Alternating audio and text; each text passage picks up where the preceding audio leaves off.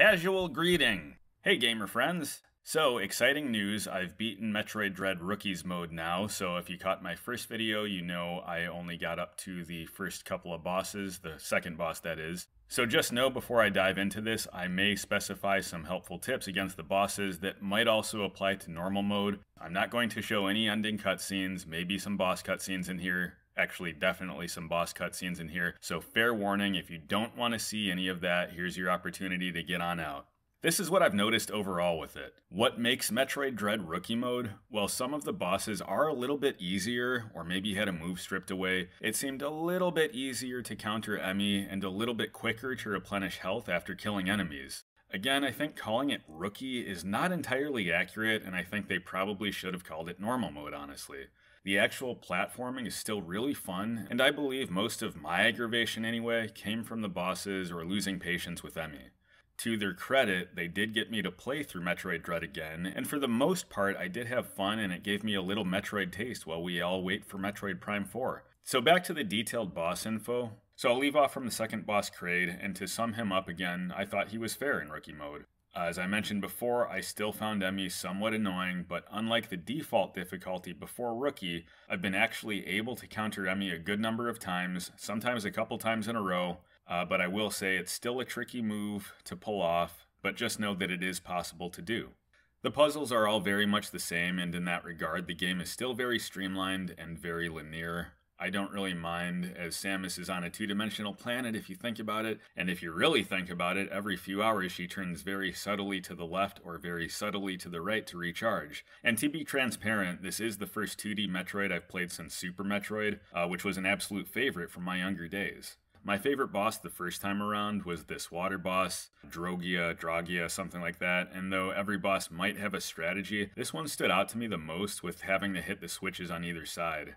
Just that specific puzzle element I thought was a nice touch that I think they could have carried over to other bosses, and honestly, I thought the first boss, Corpius, was fun both times as well, both Rookie and Normal. I was a little apprehensive about getting to the first Chozo soldier, and though it still requires some fast reflexes, unless I just got lucky, they took away the spitting oil poison thing move he does from the wall that kept killing me the first time around. So honestly, I was pretty surprised at how fast I blazed through a couple of these guys. And that's when it took sort of a turn for the worse in running into this stupid little bug boss they call Eskew, or Eskew, or something. Even in Rookie Mode, this guy, you can only get a few hits in at a time, or at least I could only get a few hits in before he starts shielding himself. And here's where my problem started with Rookie Mode. This guy feels no different to me than he did in Normal Mode. So a bit of a spoiler to take him down.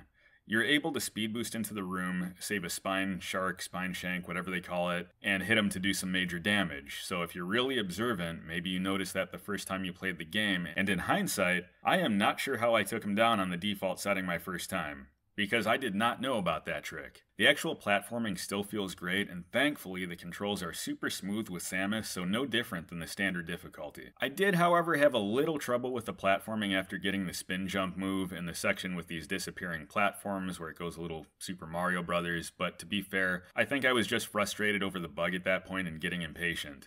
So in hindsight, I'm thinking I had beginner's luck the first time taking him down, and for those of you who kept up with all the 2D Metroids on handhelds or virtual console, I'd be very curious to hear your takes on how Dread compares to those. Was this a gradual spike in difficulty, or is this a night and day shift?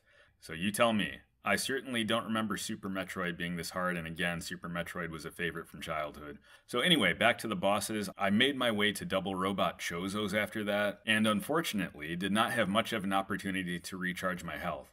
So these guys also seem to repeat a move that they'll sometimes show a counter key for and sometimes not, and in my experience, it only worked a few times, maybe 50% of the time it felt like. So I do notice that if both are close in on you, it did seem like one will at least lay off, and I felt like that was a bit of a difference from the normal mode. Just a thing to keep in mind that I didn't really realize until maybe about the 5th time they killed me in a row. Keep in mind the items you just got to help you progress, as you get storm missiles very close to this encounter, and as soon as I realized that, it took me only one try on Rookie Mode with those storm missiles. So if I haven't mentioned already, I was able to counter Emmys multiple times, but it's still not easy to pull off, and they certainly designed that well the first time to throw you off. I am not quite sure what it is, if they deliberately have the movement of Emmy and the counter cue spark thing you see on screen, maybe not completely synced or maybe slightly off sync, but they did something there, and honestly, to their credit, it's pretty clever. It's still not super clear to me though in rookie mode. The rest of the non-boss areas were just fine for me, and the underwater sections I actually found to be relaxing. More of a Metroid Prime vibe where you're just free to explore, which is something I've liked since Super Mario 64 really, that first taste of freedom to just mind your own business, run around, and get distracted by squirrels or something. Now this guy I absolutely hated the first time around, Mr. Experiment Z57. I did recognize a bit of a pattern from Contra 3 with this guy, for those familiar with the Terminator-looking alien boss from that game. Absolutely incredible design graphically, and if you manage to pull off the counter, the attention to detail in the animation is flawless to me. The actual gameplay of him the first time, though, it just sucked, and he drove me mad. So keeping in mind that I had already gone through normal mode, and I did know the pattern of the bosses, I actually never got a chance to counter him in rookie mode, and after the first time where I was flash shifting through the ooze he was leaving on the floor, #facepalm, I took him out without even getting to counter him. Which would have been cool to watch, honestly. So it was definitely easier than the standard difficulty setting for sure, but you still need to be quick and the pacing can still be a little frantic. Obviously many players enjoy that, and that's awesome for players that did enjoy that challenge on the regular setting, but it's pretty clear a good chunk of us were getting a little more frustrated in parts than having fun. So after Mr. Z57 again, my next gripe came at this big crab guy boss, Mr. Golzuna. He had a tendency to back you in a wall and cheap shot you, and I got flashbacks of playing M. Bison in Street Fighter 2 when I was a kid. So it's another frantic fight, but they sort of do give you the strategy to beat him before he goes all boss mode. You sort of have to screw attack, jump over him, and shoot him from behind. And even so, once I recognized all this, it still took me a good 5 tries or so, even after I remembered his patterns, and another fight that just requires some cat-like reflexes. So if you grew up on Mega Man games, you probably had a blast with normal mode and would probably cruise rookie mode for sure. But anyway, getting closer to the end of the game, the elite Chozo soldier was definitely a bit annoying, and both him and the one before did use the oil spitting move from the walls that aggravated me the first time around. The other thing that helps to remember is that you can flash shift and change directions in midair when you fight these guys. So the counters were also much easier to pull off on these Chozo soldiers, and even if you do hit X to counter, I think it's X, and you're way off, your timing is just completely wrong, doesn't seem to care this time around as it did in normal. So if you hit it once, doesn't matter, you hit it again or a third time, you're gonna counter him. So of course, after the elite Chozo soldier, we are now at the end, we're at Mr. Ravenbeak. Now Ravenbeak was not nearly as bad as he was in normal mode, but again a frantic fight that just requires very quick reflexes in my opinion. As long as you keep shooting those giant orbs he's throwing to replenish your health, get missiles back, keep your ammo up, and stay on your toes using flash shift, and pay attention to when to counter him when he starts charging up, you'll probably take a few less tries than you did in normal. Maybe you can do it in one, props to you if you can. I certainly could not. But much like the crab boss Golzuna, if you let him charge you after his beam move that moves in a triangular position across the screen and don't start jumping out of the way, he can tend to corner you and start chain attacking, which becomes pretty annoying. All that to say, in normal mode it took me 12 hours, rookie mode that shaved off 5 hours, but again I knew patterns of the bosses, I had played through the game, doesn't change the map or anything like that. So ultimately, is rookie mode easier than the normal setting? Yes, it is, and it made many of the bosses easier, but at the same time, you can still seem to lose full tanks of health in 1 or 2 hits, and SQ, Crab Guy as I like to call him, they're still quite annoying to me. Ravenbeak was more frantic than annoying, and in a way it's sort of unfortunate since they're calling this rookie mode. So on the one hand, they clearly want him to be a heart-pounding boss, which he absolutely is in normal difficulty, but if the point of rookie mode is accessibility for all kinds of gamers, then I think calling it rookie mode is a little misleading. Overall though, I did have fun going through it a second time, which before rookie mode I would have said no. To be transparent, my Metroid experience from childhood on, Metroid 1, Super Metroid, a favorite to this day. I remember getting stuck on the ghost ship and maybe traumatized because I was younger, and then I went back to it eventually older in life and loved it. Metroid Prime, loved all the exploration, the first-person adventure concept, played Other M, and I had Metroid Prime 3. Unfortunately, never got to play Metroid Prime 2, maybe yet, maybe someday. I'm looking forward to Prime HD if that happens, or a remaster or a remake would be amazing. But anyway, Especially with Metroid Prime, that game takes me back to some college years to date myself a little bit.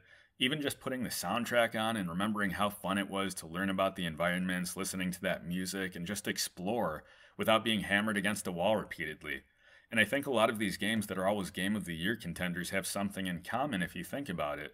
So from my standpoint, some of those games that stand that test of time, Super Mario 64, Breath of the Wild, Grand Theft Auto 5, to name just a few. And I haven't gotten an opportunity to play it, but now everybody is clamoring about Elden Ring.